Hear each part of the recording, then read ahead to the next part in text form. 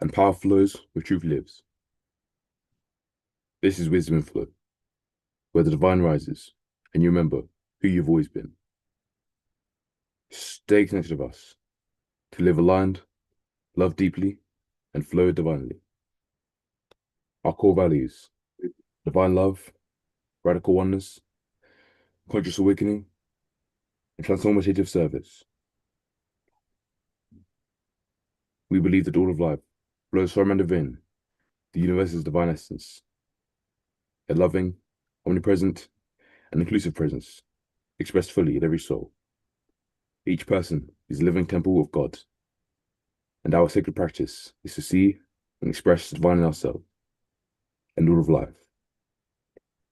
This is love in action, where we affirm a unified world, where no one is excluded, no soul is opposed by darkness, and no power stands outside of love.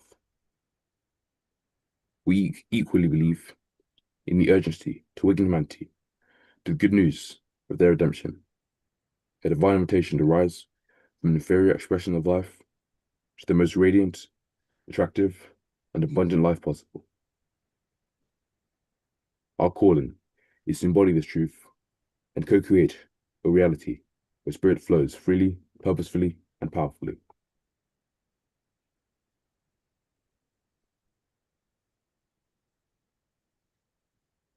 Father, Mother, God, the embodying presence of all life. May the forces within me now become just and attentive to your divine promptings, that I may always be awake to power of your spiritual presence. Father, Mother, God, live my entire life into conscious union with you, renewing me daily in spirit of love, forgiveness, and fullness of joy. From this body temple of me, in which you live, let your goodwill shine forth from our aura, redeeming, consecrating, and perfecting all I see, touch, and relate with. All of the holy thoughts of my Father, Mother, God, take up the wings of the wind, and in the flash of lightning minister as angels to my soul. God, you are the light, the power, and eternal blessing. In you I live always, and to you be all glory forever. From the center of the universe, within the vastness of my soul, I evoke thee to come forth, O God of all life, all wisdom, all power, all love, and all splendor, to flourish, my Lord of wonderly. I am one of thee, O great spirit of spirits, because the fullness of you embodies my soul. Let your power, love, and presence shine radiantly through me, guiding all my ways and divine ambitions to reveal the brightness of your day. Abiding in the center of you, most adorable God, my will and courage are energized by your dream of beauty and power. My ways are filled with holy influence as they give expression to all your divine attributes within me.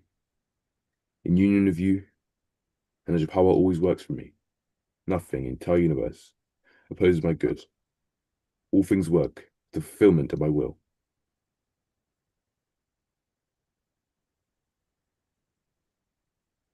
The spirit of the air is ministering the life presence of God to me, renewing my soul, mind, and body. The spirit of the fire is ministering God's transforming and transmutating grace through me, making me bright, and I absorb holy learning from pain. The spirit of the water is ministering God's restoring grace to my life, and I am ever purified and reborn with the fullness of the God presence. The spirit of the earth is ministering God's stabilizing love in my soul. In the fullness of my Godhood, I'm radiantly perfect in the midst of the elements. I successfully create my will to the glory of God. Of God, the flame of divine love and wisdom purifies my mind and will. And you have become the health of my soul, mind, and body.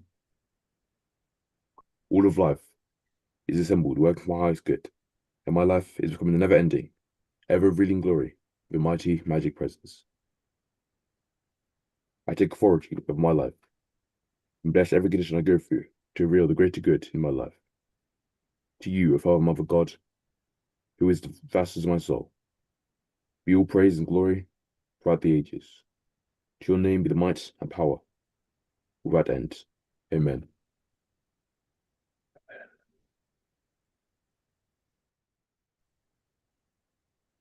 Amen.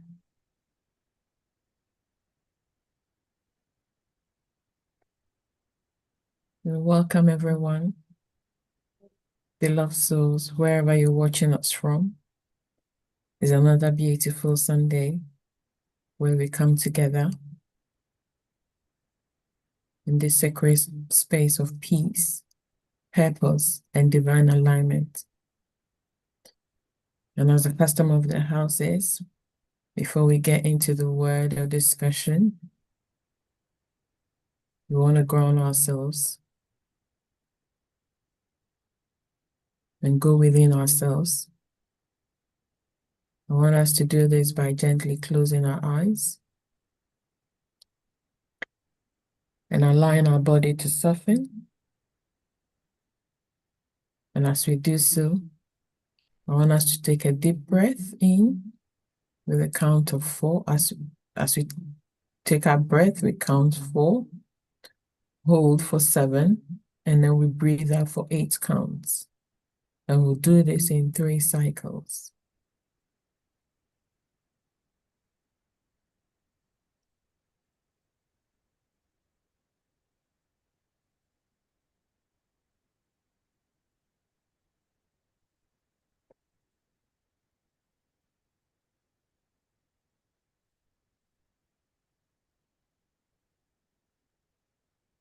I want us to breathe in again.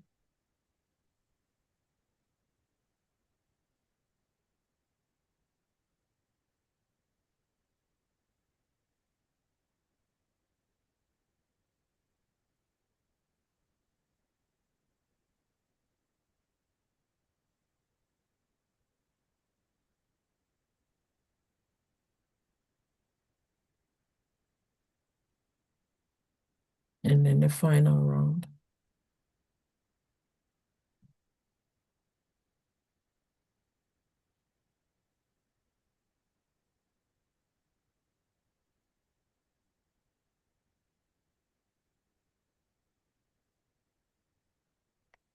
And as we do this, let us become aware of the sacred presence here. This is a presence of pure spirit, divine intelligence, the infinite one, and whatever name that you choose to call, whether it be God, source, divine love, this is where we meet. And I also want us to be aware that we are not seeking to become spiritual. We are remembering that we are spiritual beings, having a human experience. And in this remembrance, we align with the truth of our being, whole, worthy, empowered, and connected.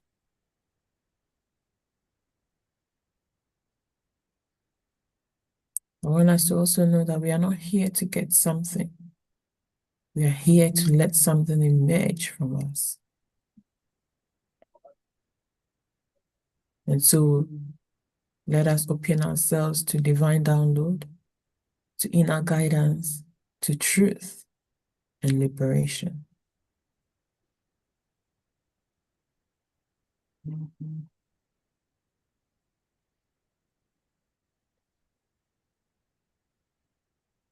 And as we continue to focus, I want us to know that right here, right now, we acknowledge that the one life, perfect, whole, and complete, is expressing through us, as us, and in us.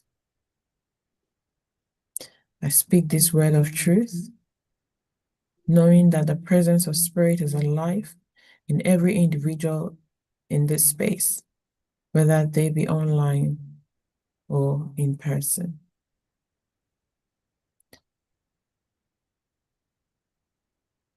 We release all thoughts of limitation, doubts, or fear.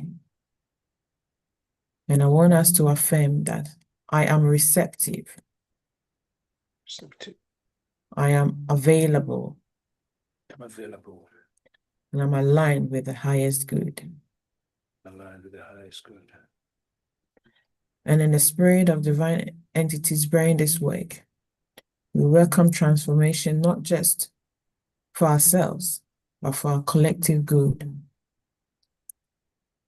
of all humanity and of our soul. And we open this service with holy expectation that transformation is not only possible, it is inevitable when we surrender to divine will.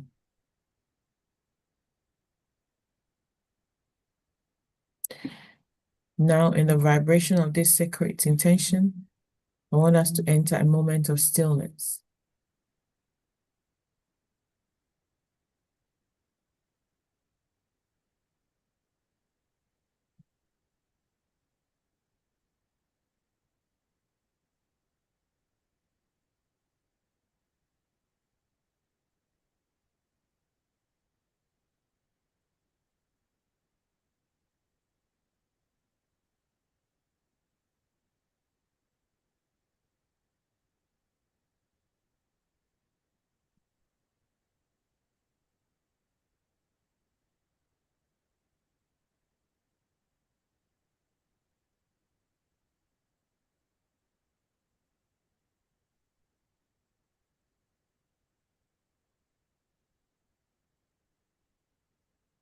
And in this stillness, beyond words, beyond thoughts, is the source of all. Here we listen not with our ears, but with the ear of our hearts. Let the still small voice guide us, and let divine love embrace us.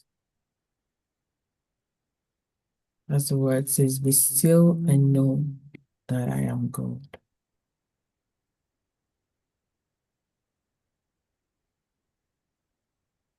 And as we return from stillness, we bring with us renewed awareness of purpose.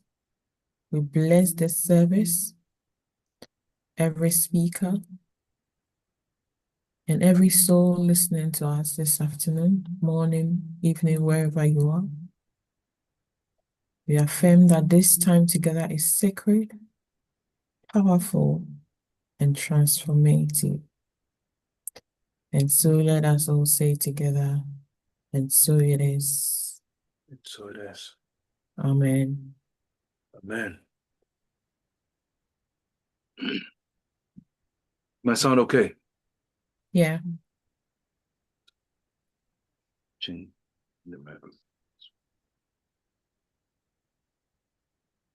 morning. Morning.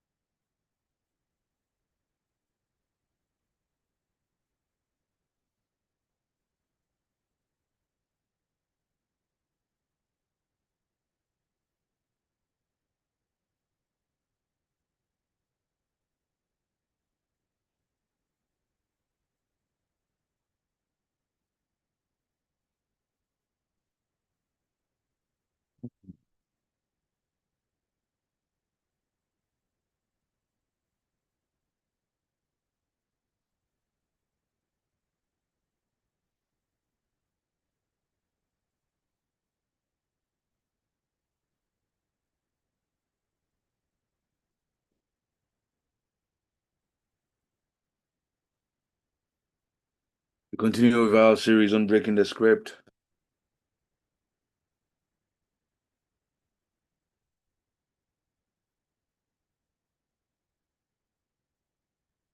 For those of us who were here last week,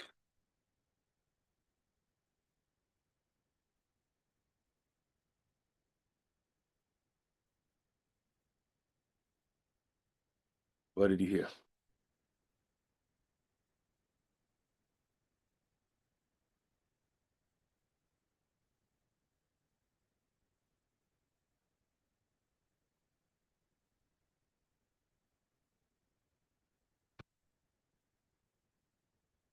Yeah.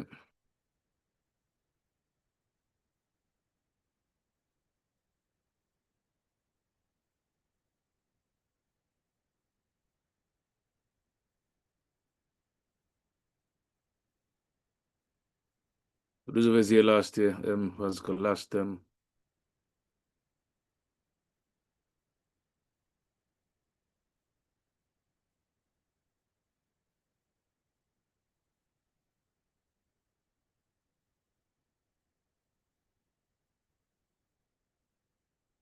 yeah? Or you forgotten?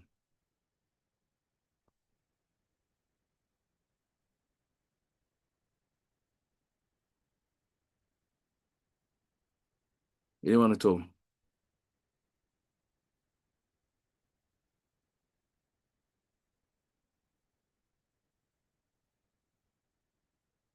Am I by myself?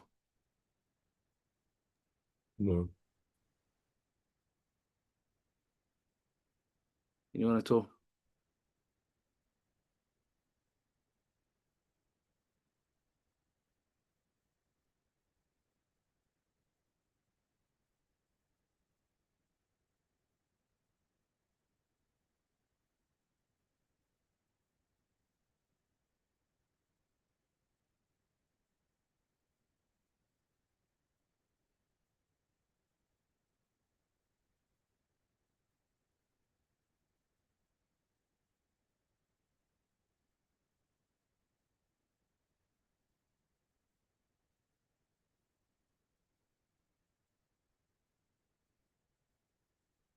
I might need a small reminder. You might need a small reminder. Okay, so as I said, those who, if it was money that we shared, it would come for yours. So not being here is not even, it's never an excuse, because that's why it's on YouTube. Make it a point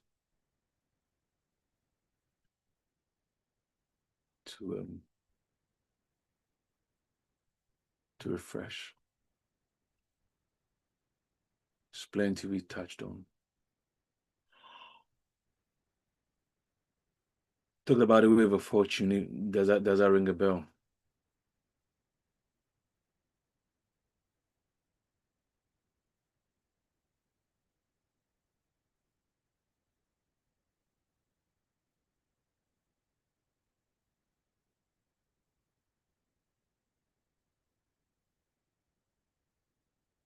Does that ring a bell? Mm. Ish.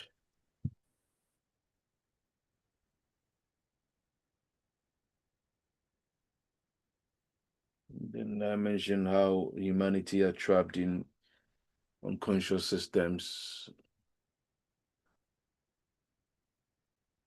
Now we constantly return to patterns that we desire to break. And that loops appears unending. Does that not ring a bell still?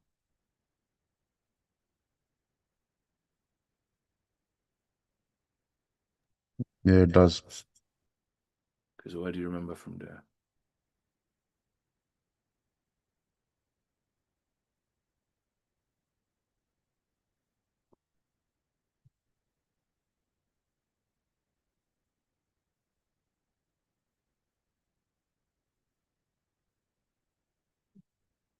I also mentioned the life of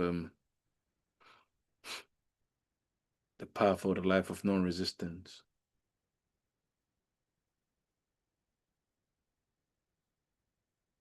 Becoming less reactive.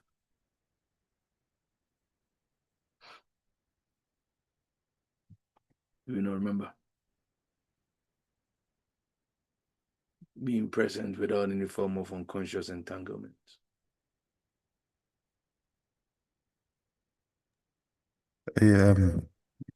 Wasn't can you make Hmm? wasn't also it was about like how the present is like reactions or you know, yeah, just like reactions from the past and yeah. Okay.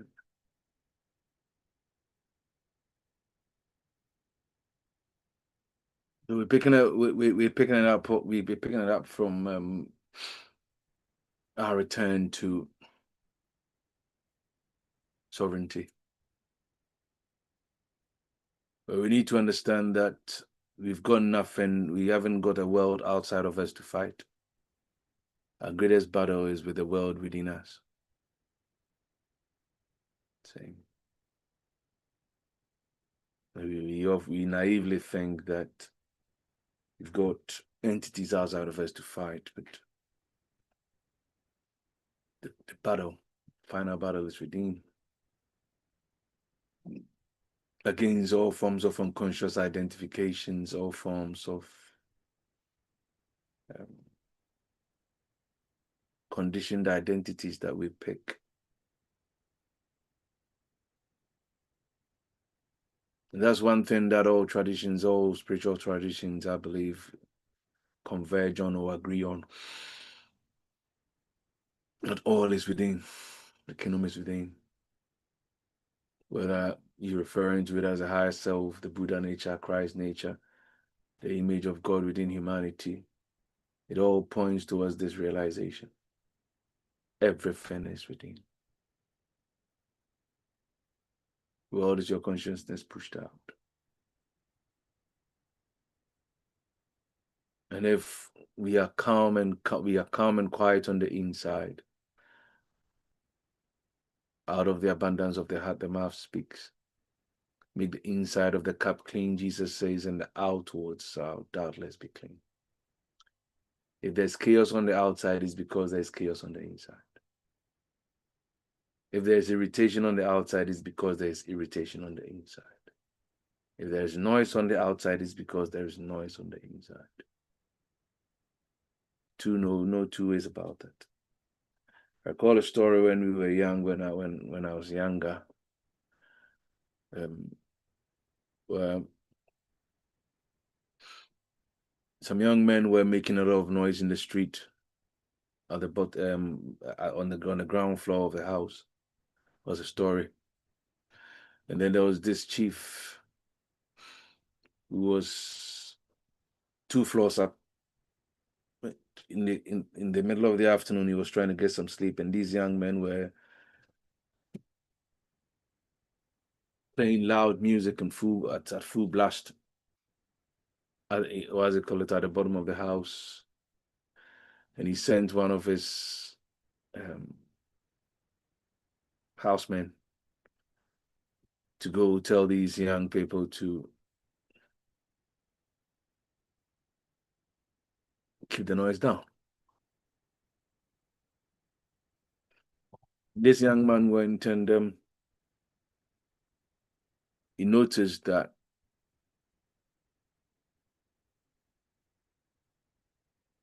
the king was struggling, the chief was struggling to sleep because these guys were making noise.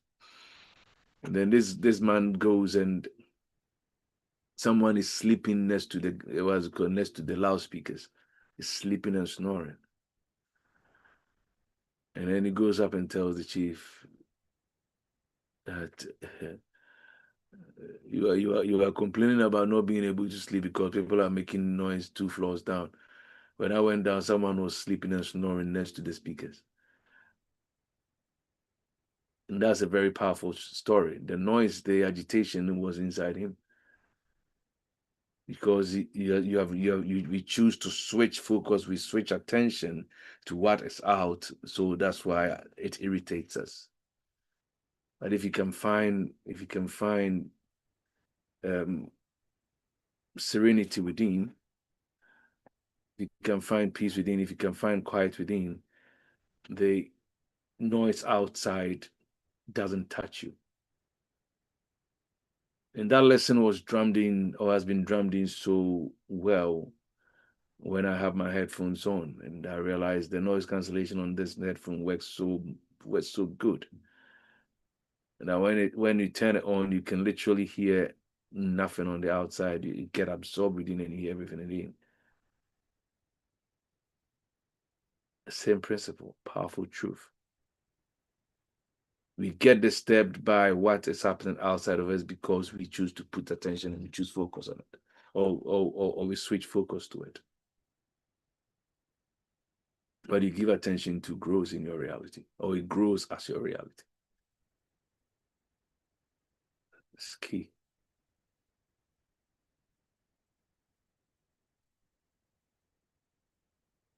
If you're experiencing agitations, it's because there's agitations within. You're only magnifying the agitations within. That's why you feel disturbed by the noise and the agitations outside. You shall not fear in the, as you call it, in the noisome turbulence or the pestilence. So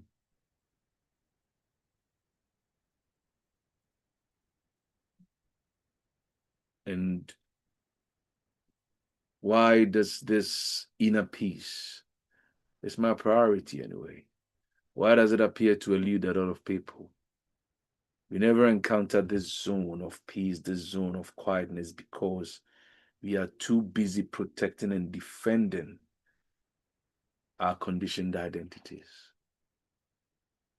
We are too busy protecting and defending how we think conditions in life outside of us should be. See, our obsession with our nationality, our ideologies, our addictions to our beliefs, our subtle and unconscious traumas, political obsessions, feeling religiously superior, and all sorts of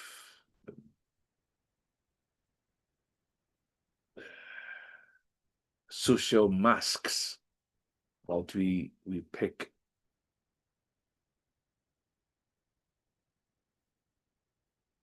And truthfully,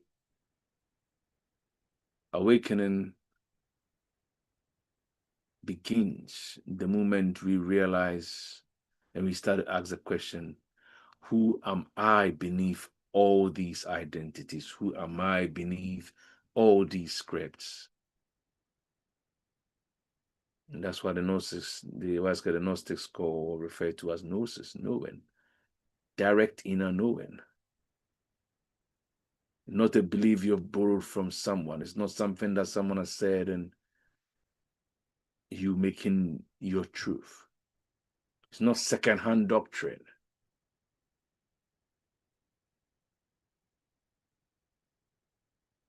Experience.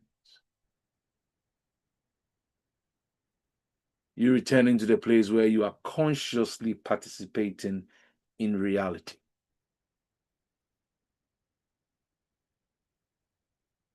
You're no longer dragged by current, you're no longer buffeted by the events and the circumstances of life. Not every emotional storm having the power to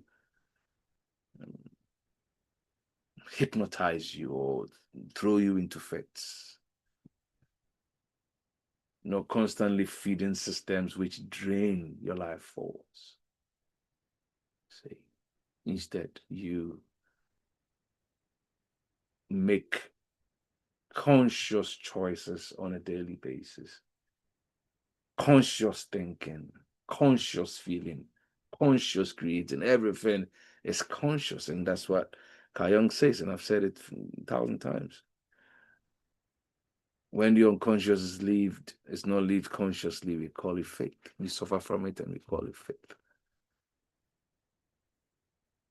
When we bring consciousness to all we do, feel, think, create, choose, slowly by slowly, the outer world will begin to respond to the inner architecture.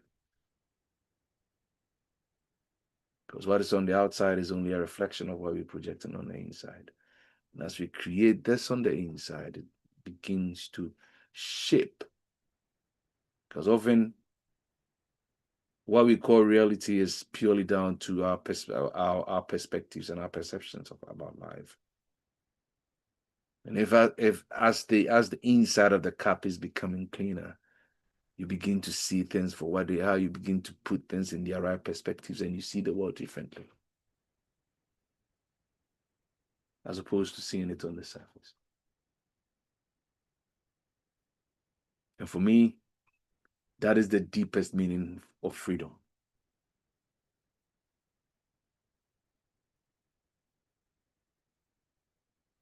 Are you with me?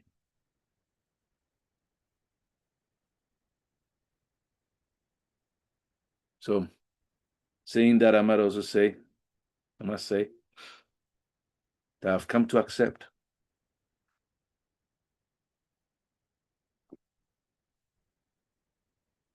that the deepest forms or the strongest forms of slavery aren't physical. They are psychological, they are spiritual.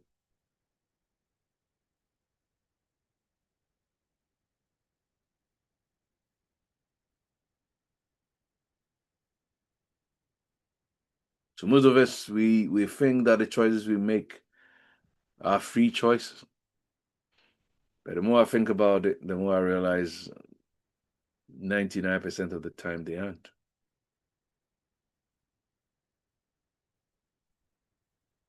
They are dictated by forces outside of us, whether family, society, friends, environment, colleagues. When you become aware of this and you own your choices consciously, your freedom begins. Not doing ought because someone else is doing it, not doing ought because that's what is expected of you, not doing ought because this is what is socially acceptable, this is what everyone is doing, this is what I need to do to belong. We're always striving and we want to belong, we want to be seen, we want to be recognized, we want to be acknowledged. Ego pushes us constantly. And it takes freedom away from us. You think you're free, but you aren't. And if I've looked at it at a much deeper level, and I've come to this conclusion. Much of our human living, how much of the life we live is purely reactions. Either we are reacting to media, we are reacting to some kind of fear, we are reacting to approval with social media, whether we are reacting to inherited identities, to our various traumas and emotional memory. The mystics see it differently. Because humanity is we are living in a state of forgetfulness, trapped within various layers of illusion.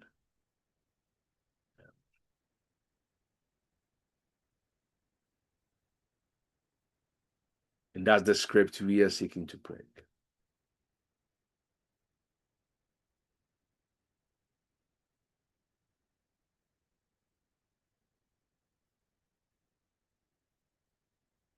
Social conditioning, collective fear structures. It's war in Iran, the war between Iran and America, instability in the Middle East. Collectively, most of us we are all afraid, expecting and anticipating the West.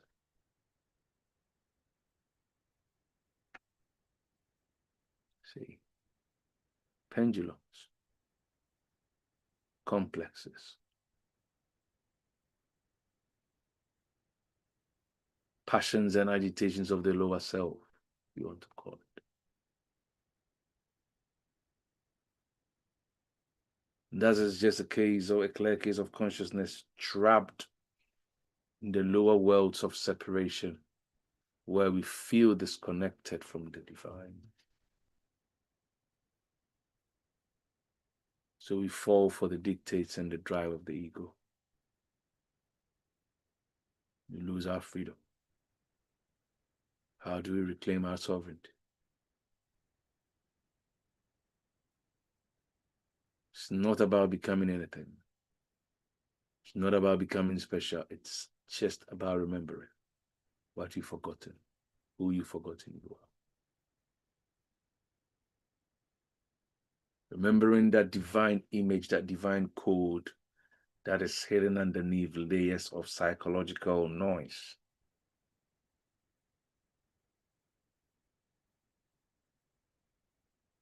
The kingdom is within you. It's just there's no, if you understand that and you bring that knowledge and that consciousness to everything, trust me, you'll be surprised how the shift you experience. Kingdom isn't merely around you. It is within. It's your inner sanctuary.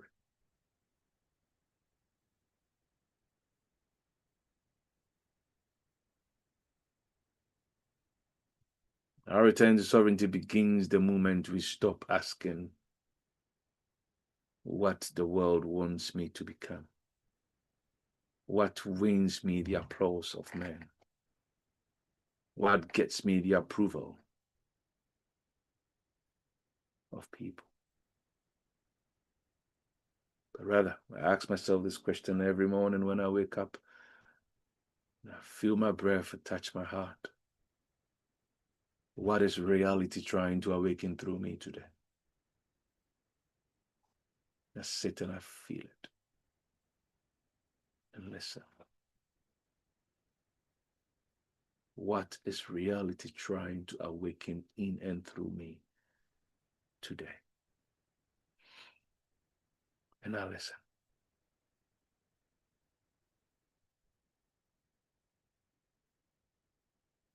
And as I said earlier,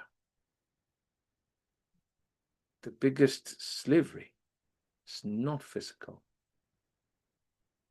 self-imposed, psychological, spiritual. Hidden addictions to suffering.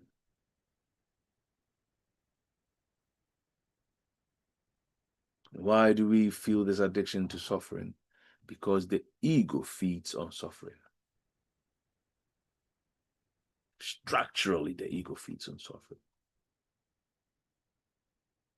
So bad news excites us more than good news. Someone can have a good experience, and how often do we sit to muse on our good experiences? You have one bad experience, it stays with them forever. They're always bringing themselves back to it because the ego thrives on suffering.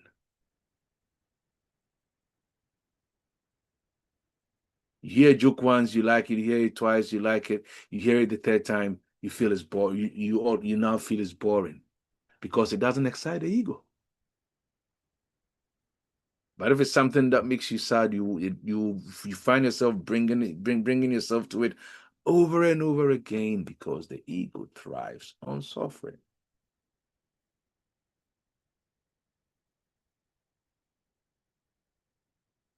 So the result of that, most people have become psychologically attached to struggle because their identity has been fused so much with the pain. I am the abandoned one. My addiction to my abandonment, addiction to feeling rejected,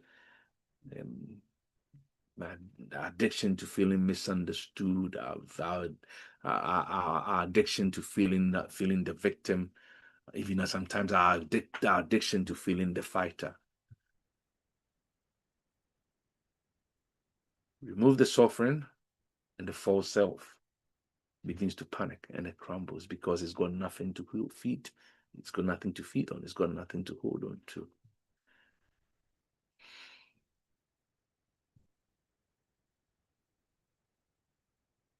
Without a wound, sometimes the ego doesn't recall who it is.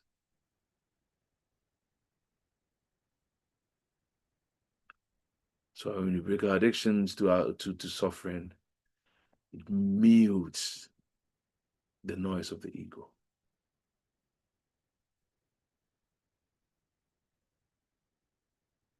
And the reason people unconsciously create chaos in their lives all the time.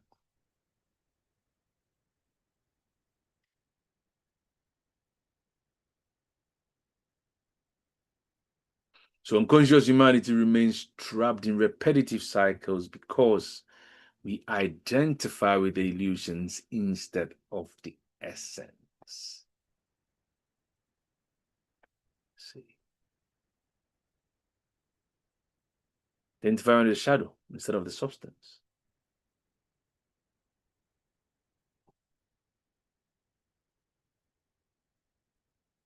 See. So without, it's just what it is. Without suffering, the ego loses its feet. He loses it.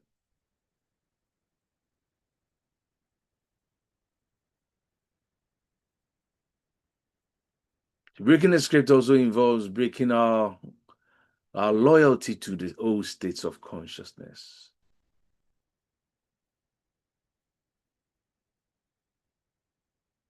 Most of the things, most of the states we hold ourselves in through suffering aren't really often, like 99% of the time, the very thing that causes us suffering is not even there.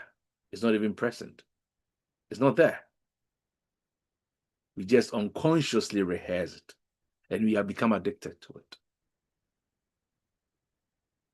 That's why you can't take yourself and laugh. It's difficult, isn't it? To take yourself and start laughing. Your mind doesn't even allow, your brain doesn't allow you to do it. See? We unconsciously or sometimes even deliberately rehearse the things which cause us suffering because the ego laughs it. Sometimes people, like in church, as I said, people they come telling their testimonies and they have to glorify the stories because even how bad the situation was makes them feel special. So we overly glorify our stories because it creates a certain sense of self-worth. So emotions become rituals, reactions become our identity. And then pendulum is flipped.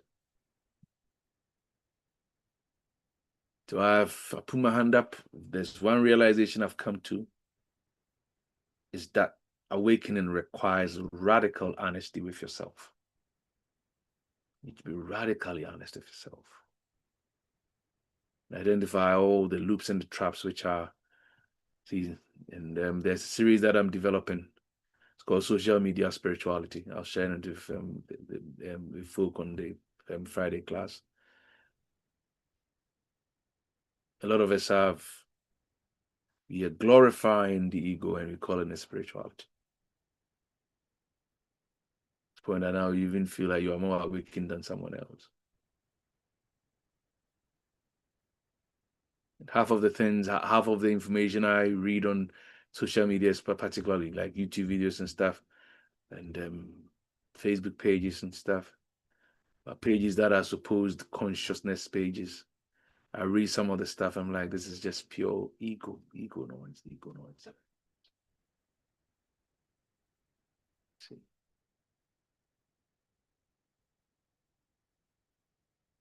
So you require radical honesty. Not trying to perform spirituality, not pretending to have a high vibration, but genuinely sitting and observing what emotional states do I repeatedly return to.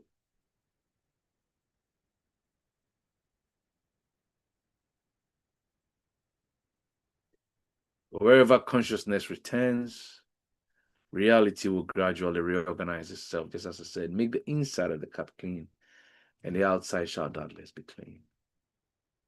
I'm not sure if there's any question to this point. Radical honesty.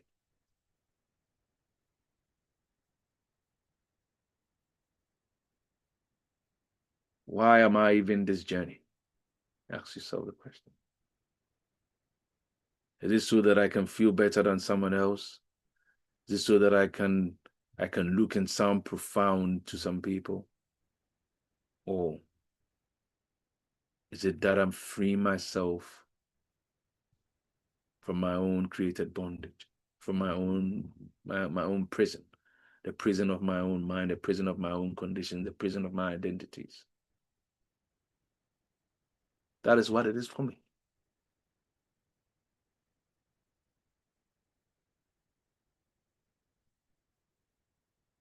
I'll throw this in and maybe we can end there and pick it up another time. I just want to touch briefly on the science of attention, forming part of our return to sovereignty.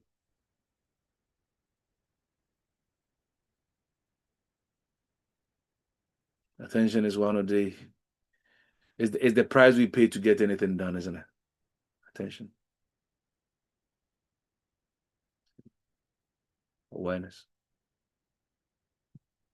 I call it nature's hidden currency. Is the greatest currency in existence.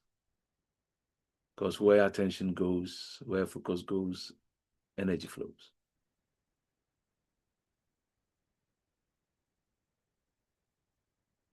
See.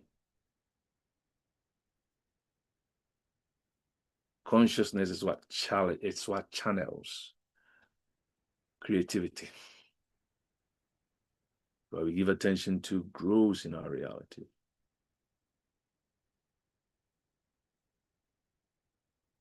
That's why the early Christian mystics taught contemplation. It transforms the soul into the likeness of what it beholds. What you hold in your head, what you hold in your mind, you hold in your hands. As he thinks in his heart, so shall it become. Neville will say the feeling is the secret.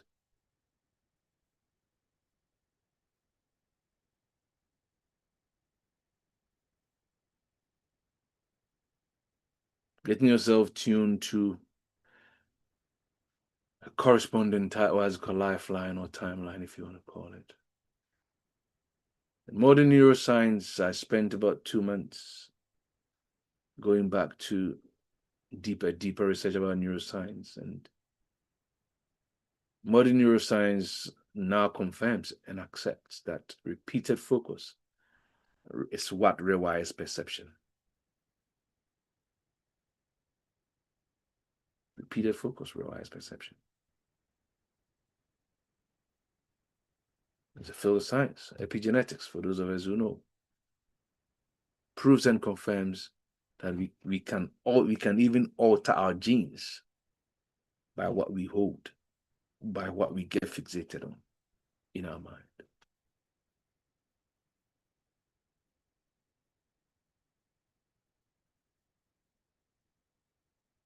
The average and the unschooled person will think that attention is passive, but you see, attention is everything. And I dare say, sometimes the desired outcomes that we expect evades and eludes us because we don't pay it keen attention.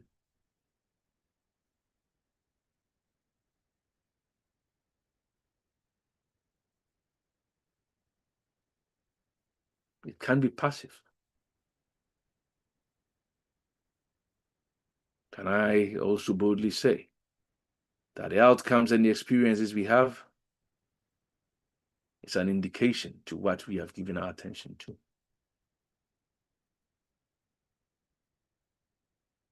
Breaking the script.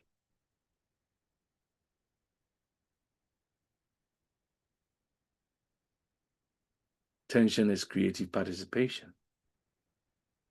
Whatever you give your attention to is determining what you are creating. Returning to sovereignty, because sovereignty is creation. Creative participation, remember that. It's powerful.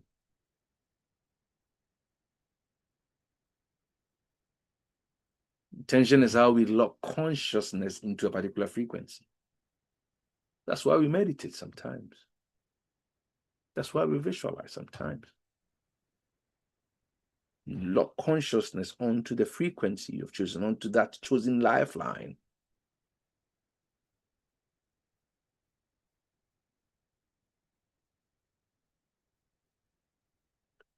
And pendulums understand that, and it feeds on that. So pendulum doesn't matter whether you love something or you hate something, because whether love or hate, both of them are energetic physations. Both are resonance.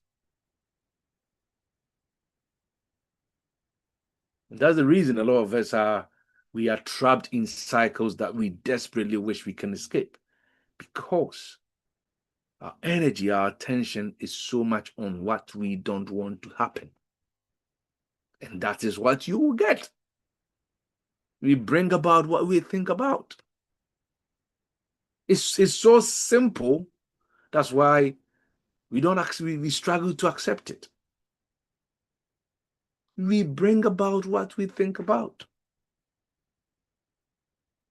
But you give attention to grows in your experience, or it grows as your experience.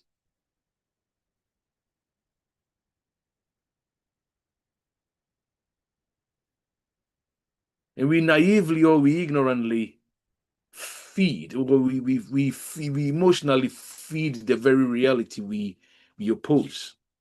I hate this, and you're constantly thinking about what you hate. Why won't you get it? That's what you get. So people who talk to me routinely, they're bored of hearing this. Well, I don't want this, and I'll tell you. I'm not interested in what you don't want. Tell me what you want.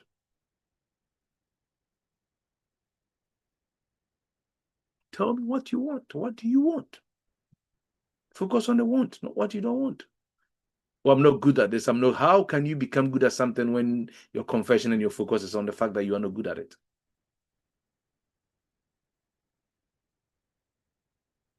Maybe at a foundation, you can channel it to, how do I become better at this? And now the focus switches. Now you're focusing on what you want to be, what you want to become better at, as opposed to what you're not good at.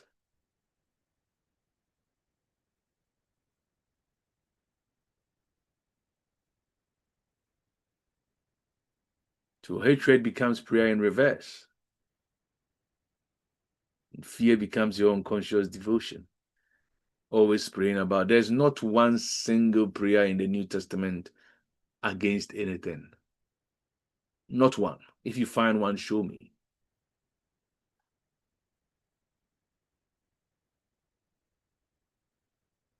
Every New Testament prayer was for something.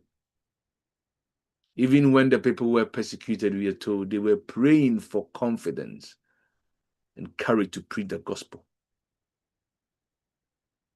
They're not praying to kill those who were persecuting them. Say, oh God, now behold that they are threatening. What's God they are threatening? And grant that power will be given your men for us to preach the gospel powerfully.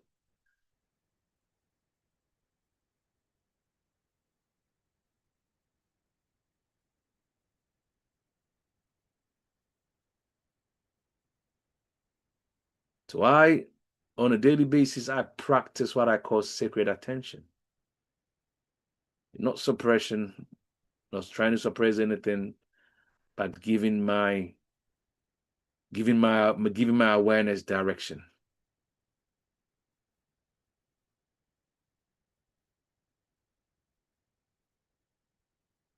Consciously selecting my relationships because they determine your reality.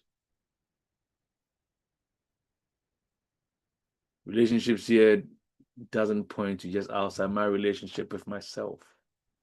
How do I see myself? How do I think? What perspective and perception do I have and hold of certain things?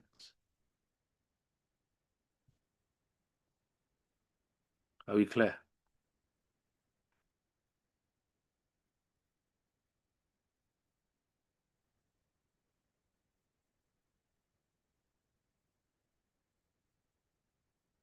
That goes hand in hand with inner stillness, doesn't it? Attention. Turning to that sanctuary. That ability to remain undisturbed inwardly, irrespective of the chaos and the noise and the turbulence that's outside. Being fully present on the inside. That is mastery. The ordinary mind, the untrained mind, the unconscious mind reacts compulsively. But the awakened mind first observes, pays attention.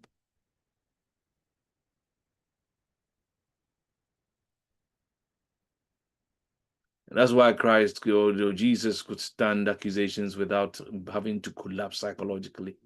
Knowing very well that every single child that was brought against him was, it tells of us what Christ consciousness does.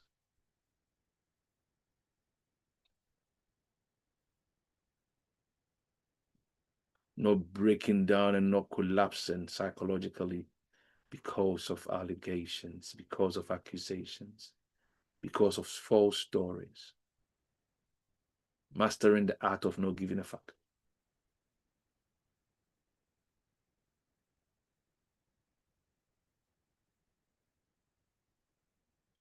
That's what they call Zen, Japanese call. See? Unmovable. Zen means unmovable, unshaken, undisturbed. That unusual calmness which even disturbs adversity.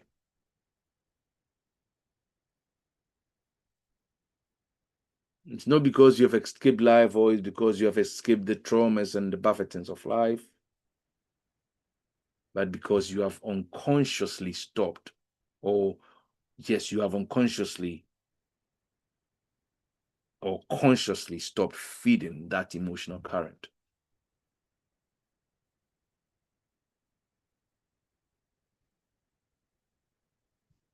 See?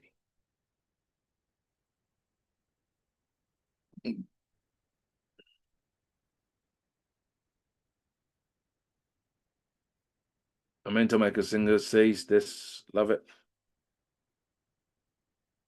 Says that the moment you stop not being okay with life, everything will be okay. It looks a very simple statement, but it's very, very powerful. We aren't okay because we choose not to be okay. It's a choice we make.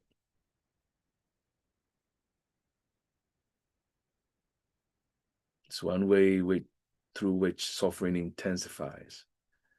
Constantly reacting to what, or resisting what already is, and that what we can't change. Seeking to change what can't be changed. It's just what it is. At this point in my life, there's nothing I can do about my height.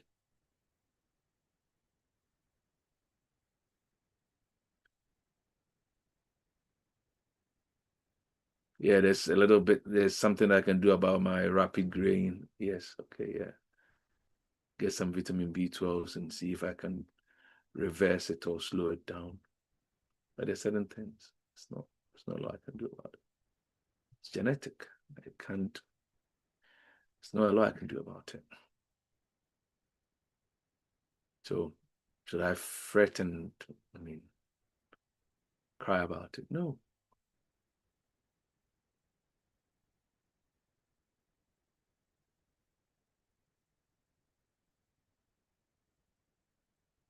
Remember this.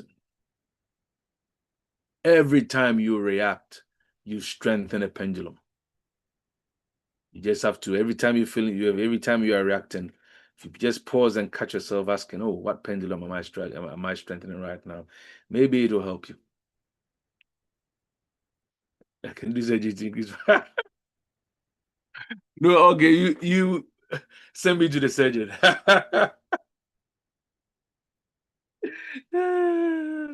Yeah, they will knock some bones in me, and Vasco put some metallic extensions in to increase the height. As the bones increase, we have to find extra flesh to go with it. I like that.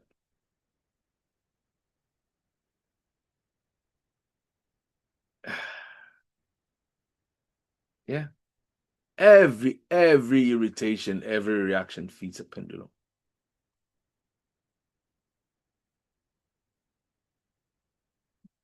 And every irritation, every reaction is an invitation to an unconscious resonance. When you become aware of this, it helps you. Why am I getting angry? What it means is getting uncomfortable to the point of wanting to react. Say these things and we don't pay attention to them enough. And if we do, when we begin to do, things will change.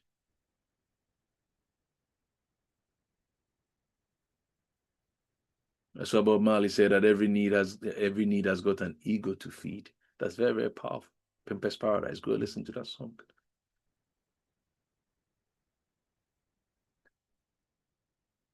She loves to joke, sometimes sifting coke. She'll be laughing when there ain't no joke. See? Go listen to it. That's your assignment today. Go listen to the lyrics of Pimpers Paradise. Every need has an ego to feed. And every conflict is asking, will you react automatically or will you remain sovereign? This is our call to choose sovereignty.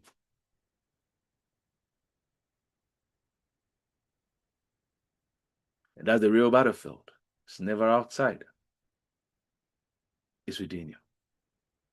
For someone to get a reaction out of you as a result of insulting you, you need to insult yourself first. Without you insulting yourself first after hearing someone insult you, there's no way you can react. And I say this, that every inordinate reaction is because you make someone else's opinion of you more resounding than your own opinion of yourself. Without rating someone else's words higher than your own words and your own thoughts and your own perceptions of you, you cannot react. React because the words or the situations outside have unconsciously or automatically become more relevant and more important than you. That's why you react.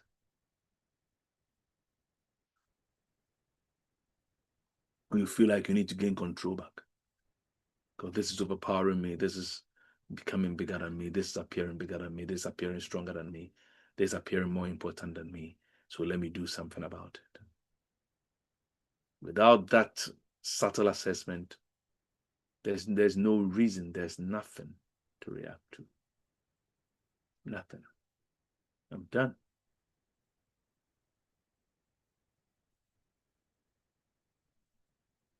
I was looking to wrap pendulum sovereignty and energy cleansing up this week, but I think I will just hold it off here, and then we will wrap it up next week. And then we go to the next.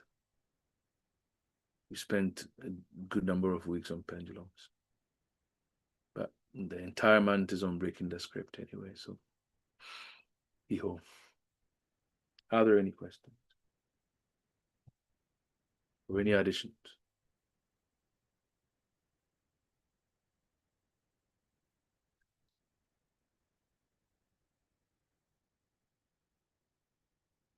You don't want to talk?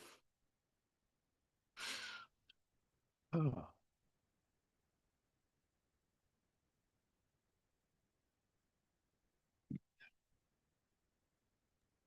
I don't have anything. So thank you very much.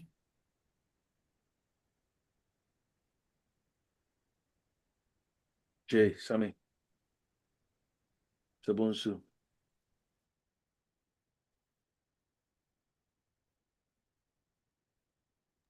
Did you ask if we have any questions? Do you have any question? Do you have any addition? Any No. reflections?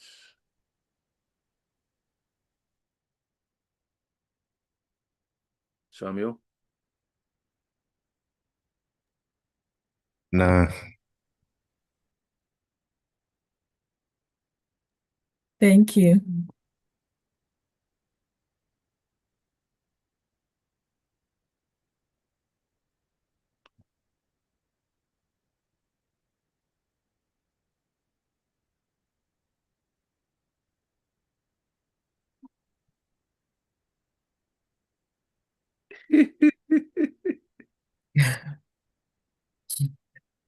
Yes, we did.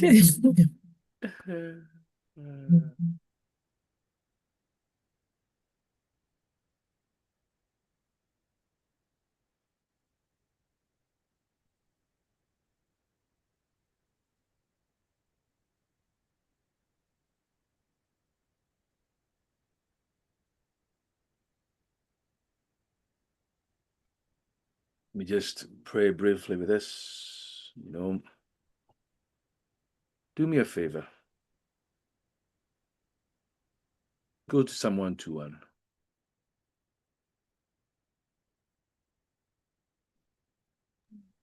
Okay. So go to Psalm 121, go to Psalm 121.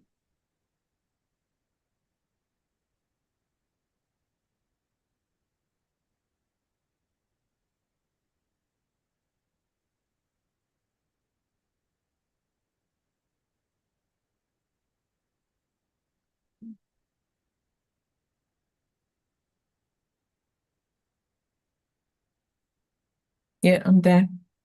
Right. And you read it slowly, the way I like my reading done.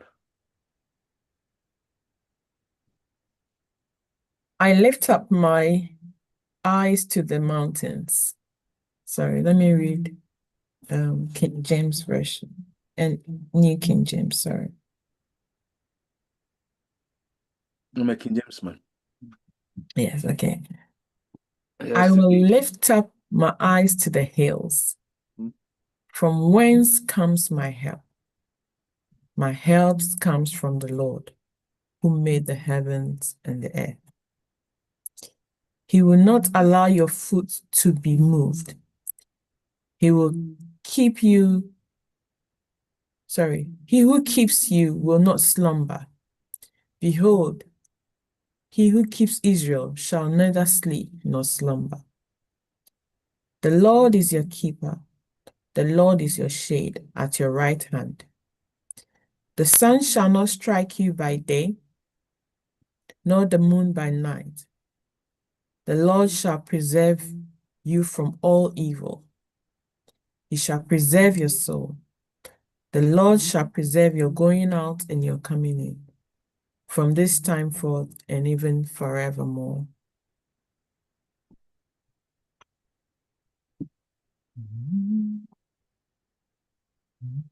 Go to Psalm 91.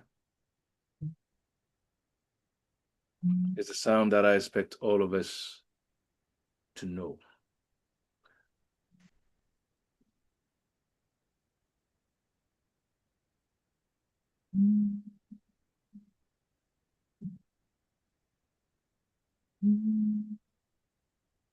Psalm 91. Okay, Psalm 91. Whoever dwells in the shelter, sorry, this thing keeps going back to.